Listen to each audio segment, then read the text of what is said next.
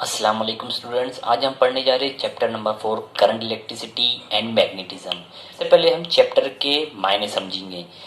Current electricity यानी current यानी बहना, फ्लो होना, और इलेक्ट्रिसिटी यानी इलेक्ट्रॉन से ये वर्ड बना है, यानी इलेक्ट्रॉन का बहना यानी फ्लो ऑफ इलेक्ट्रॉन।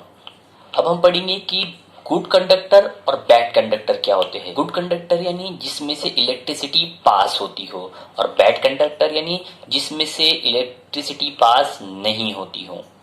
अब हम चैप्टर को थोड़ा डिटेल में पढ़ेंगे।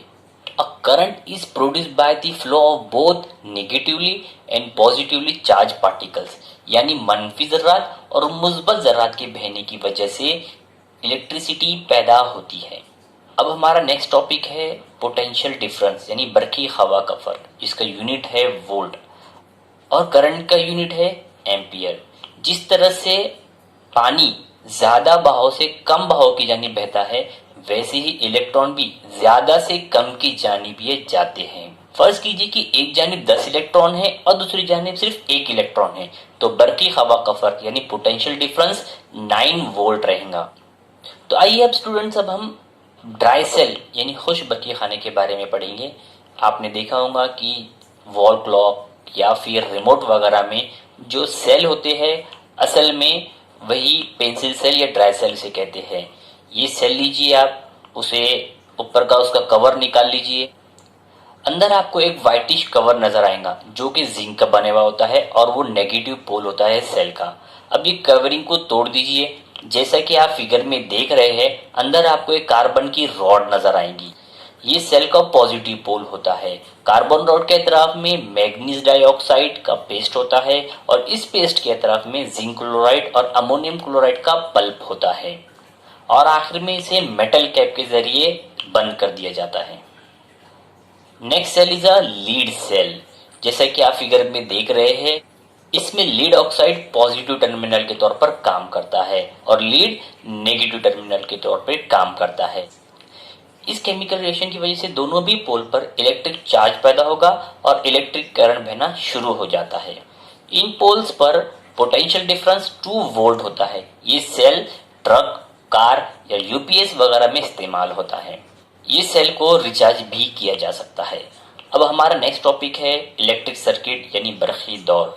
इलेक्ट्रिक सर्किट के 4 अज्जा होते हैं, यानी 4 कंपोनेंट्स होते हैं। बरकी खाना, बल्ब, स्विच और तार, यानी wire, switch, bulb and cell.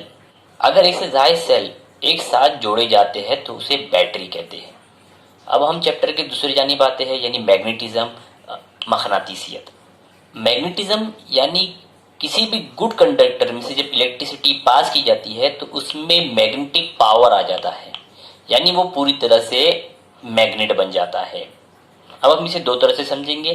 Current की मदद से लोहे में मकनातीसियत पैदा करना, जिसे इलेक्ट्रोमैग्नेट कहते हैं, और इसी का उल्टा मैग्नेट की मदद से इलेक्ट्रिसिटी पैदा करना, जिसे इलेक्ट्रोमैग्नेटिक इंडक्शन कहते हैं, यानी बरकी मकनातीसी आमला। अब हम पढ़ेंगे इलेक्ट्रोमैग्नेट के बारे में। इसमें हमें साबित करना है कि करंट की मदद से एक लोहे में किस तरह से मैग्नेटिक पावर पैदा किया जा सकता है। जैसा कि आप शक्ल में देख रहे हैं, एक इंसुलेटेड कॉपर वायर लीजिए और वायर के दोनों एंड्स को सेल से कनेक्ट कर लीजिए और इसके करीब एक कुछ पिन को रख दीजिए।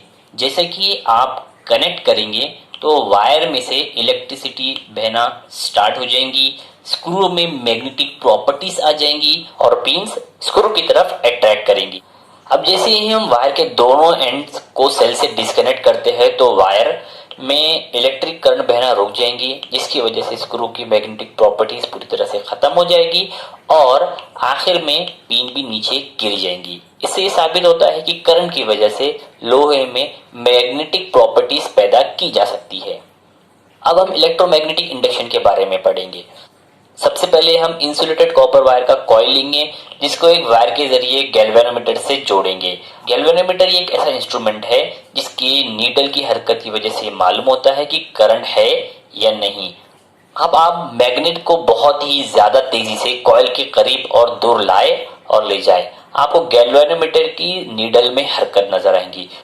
तो इससे मालूम होता है कि मैग्नेट की हरकत की वजह से करंट पैदा होता है। अब हम इलेक्ट्रिक डोरबेल यानी बरकी घंटी के बारे में पढ़ेंगे।